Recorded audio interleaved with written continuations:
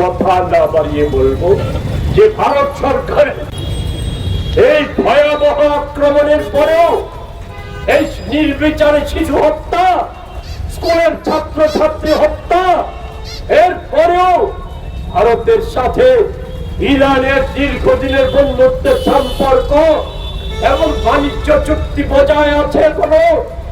এখনো কিছুদিন আগে 7 মাস আগে ইরানের গুরুত্বপূর্ণ সমুদ্র বন্দর, যেই বন্দরে ট্রাম্পের দৃষ্টি নিবদ্ধ আছে, যেখান থেকে শুধু ইরান নয়, সমস্ত দক্ষিণ পূর্ব এশিয়া এবং মধ্যপ্রাচ্যে ভারতের ব্যবসা বাণিজ্যের পথ অনেকটাই সুগম হবে।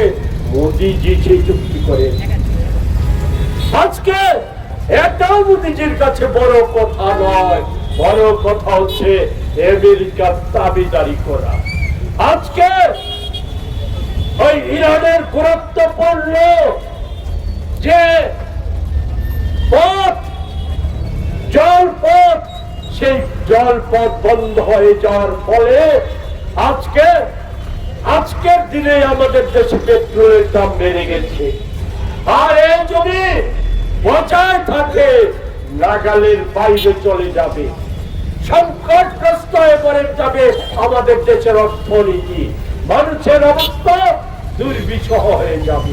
সেই জায়গায় দাঁড়িয়ে এখন পর্যন্ত ভারত সরকারের ভাষ্য একেবারেই দুর্বল। অতীতে কোন সরকার, এমনকি অটল বিহারী বাজপেয়ীও এত দুর্বল ভাষ্য দেয়নি। আমি শ্রীমতী গান্ধী, পণ্ডিত নেহরু, ওই রাজীব গান্ধী, আমাদের ডক্টর মনমোহন সিং, ওনাদের কথা বলতে চাই না। আমি তাদের দলেরই অটলজির ভাষ্য এতটা দুর্বল ছিল না। এর পেছনে দুটো কারণ আমরা জানি।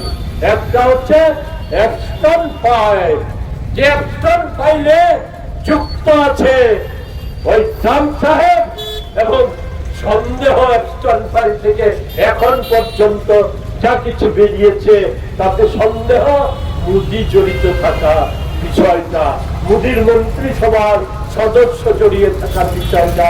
আর তার সাথে আছে আপনার আদানির মামলা। ওই আমেরিকার আদালতে আদানির মামলা। আমরা বলবো আদানি নয়, মোদি নয়, 140 কোটি মানুষের স্বার্থে, 140 কোটি মানুষের মহান গণতান্ত্রিক দেশ, স্বাধীন দেশের স্বার্থে আজকে এই সময়ে অবিলম্বে এই যুদ্ধের, এই অন্যায় যুদ্ধের প্রতিবাদ এবং এই যুদ্ধ বন্ধে যুক্তিযুক্ত ভাবে, নির্ভীক ভাবে কূটনৈতিক উদ্যোগের সাথে সাথে আরেকটা কথা বলে আমি আমার কথা বলা শেষ করব। সেই কথাটা হচ্ছে এই আমাদের দেশে একে কেন্দ্র করে অস্থিরতা সৃষ্টির চেষ্টা হতে পারে, আমাদের রাজ্যেও সেই চেষ্টা হতে পারে। সেদিকে দাঁড়িয়ে দেশের সরকার নিরপেক্ষভাবে, নির্ভীকভাবে অস্থিরতা সৃষ্টির চেষ্টাকেও যাতে রুখে দেওয়া যায়, প্রতিহত করা যায়, তার জন্য আগাম প্রস্তুতি সহ সব ধরনের উদ্যোগ গ্রহণ করবে এই আশারে